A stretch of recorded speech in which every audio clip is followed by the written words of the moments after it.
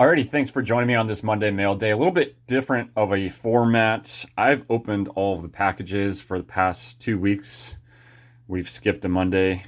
So let me know if this works for y'all, if it's a little bit speedier, I suppose, instead of watching me finagle and struggle bust through some of the packages. Starting us off really cheap, we're going to start low end, then hit the high end, so we can kind of zip through these and show you what has come through the door. I thought it was a cool card with the American flag. It was really cheap, even though I think I was trying to get this with some other card to save on like $5 shipping on them, like a dollar, $2 card. There is some type of parallel. It's numbered out of 75, so we'll see how that goes. If you're not familiar with the channel, I like to pick up cards, review them for grading submissions, and then to place on the eBay store. Like I said, I'm going to start getting into some of the Flair Showcase cards. Picked up a couple cheapies here just to kind of use as some test mules and have some cards of this set in hand so I can kind of review any possible grading issues that arise commonly. So Vinny Castilla on here. Of course, you'll see the comps for this. This one is the Showcase, or actually, sorry, the Legacy Collection, which are numbered out of 100. So whenever you see that Legacy Collection, they should be numbered out of 100, and you have your row 0, 1, and 2. This is obviously 2. One more of these actually on the way of a bigger name. Jerome Bettis, early finest refractor here. Hall of Famer. I don't know if I put it in that sleeve or if it was already in one, but what is this, 98? Actually, there's going to be several earlier refractors from the 90s coming out of this. So we'll check this guy for, kind of interesting how the middle has a whole bunch of dimples. So it's going to actually help the grading cause on the surface, since that's kind of designed into the card. Those types of cards, whenever there's dimples actually within the configuration of the print and press and all that jazz, it seems to work out a little bit easier for grading purposes. The All Etch Brett Favre 3000 Yard Club. Love the color on this. You would think that looks pretty 90s-esque, I would say. 99, we're hitting the last year. So, well, these are pretty common, I believe. But we'll check this out. It looks pretty appetizing. Jamal Anderson on the Topps Finest Gold Refractor Gems, numbered out of 100 there. Bigger name during the time for Atlanta Falcons, obviously. Kind of introduced the Dirty Bird dance. If you haven't seen it, go check that out. Somewhere on the interwebs. He had some big years during that time, so he's a notable name. That's what you're going to see. I like to pick up notable names. Hall of Famers type action. They hold value. They have a market. This is that other Flair Showcase. What is this? 98, I believe. Where is it? Yeah, 98. So row 2, obviously not numbered, but still a sweet looking card. Pretty cheap. I think this was around 50-ish, I want to say. These are obviously a little bit, I did say we're going to start low end to high end, but there's a few jumping in here just because mainly these two cards, I just wanted to have them together, but one came in a one touch. Yellowed top loader actually matches the design on the Bowman's Best. I think it's an early Bowman's Best. Yes, 96 right there on the refractor. Shannon Sharp in the old school unis, but this is what they were playing in during those days. Almost, you would say, want to say ahead of the time with those unis. They're pretty sweet unis, even though orange is hard to work with, but they kind of nailed it, I would say. Maybe not back then, but nowadays I think most of us would say those unis are pretty sweet if they brought those back out. 96 refractor. This was the first year of Topps Chrome refractors for football, I believe. I want to say I'm right on that.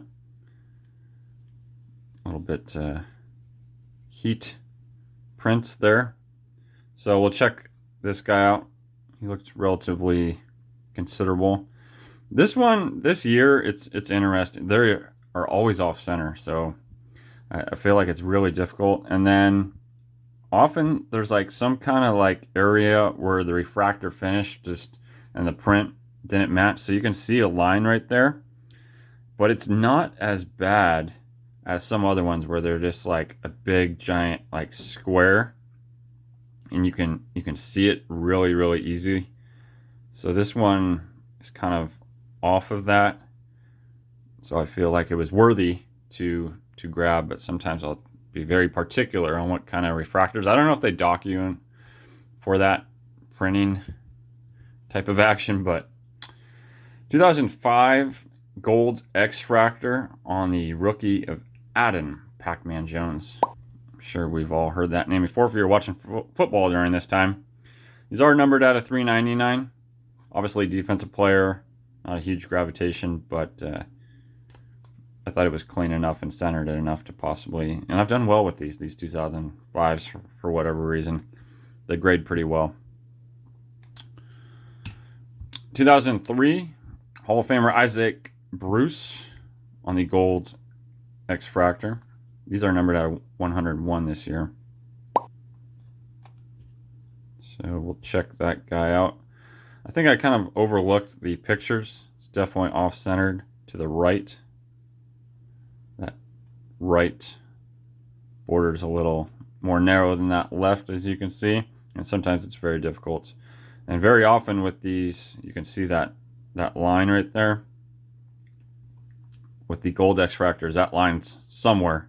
There might be a vertical one, but this one's not too bad. Sometimes they'll dock that if it's like going straight across their face, kind of taken away from the card, but this one's kind of like in the field, so it's manageable. All right, a couple posies here. Big one. I've been looking for this card for a long time. This is what, the 2012. This was the only short print for this year of Buster, and it's a good one. As you can see, it's off center. It seemed out of the pictures were deceiving, but to get one in hand, it's obviously not going to gem, I don't think, due to that centering, but was able to finally get one in hand without paying an astronomical price.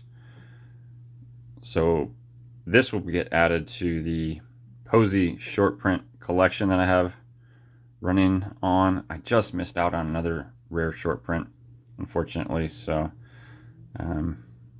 there's another one of it that just came up, but it's not in as good condition. But these are hard to find, and they go for a pretty penny.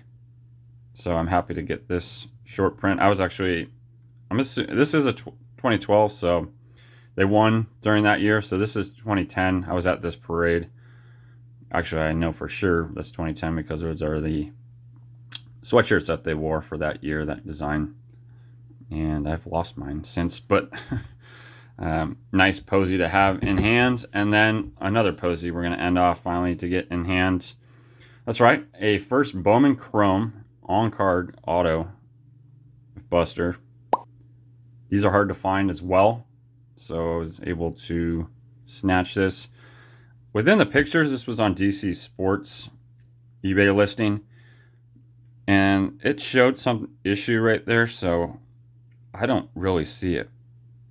But there was an issue on the surface, so I'm gonna have to pull this out. And I was gonna just get it, and if it was gonna be so bad, I was just gonna keep it in the one touch and have as a raw card and not grade until I could find a better copy. But as of right now, it doesn't look all that bad from just reviewing within the one touch. I haven't gone over these specifically in detail for grading yet, but that will come. Look forward to a grading video, pre-grade video specifically, upcoming. There's another return. Grades just popped. Actually, this time I did look at them, so it's not going to be a blind reveal the next submission coming back, so we'll kind of review the cards a little bit more specifically instead of the whole jazz of what did the grade get. But look forward to that. Thanks you as always for watching. Y'all take care. Have a good one.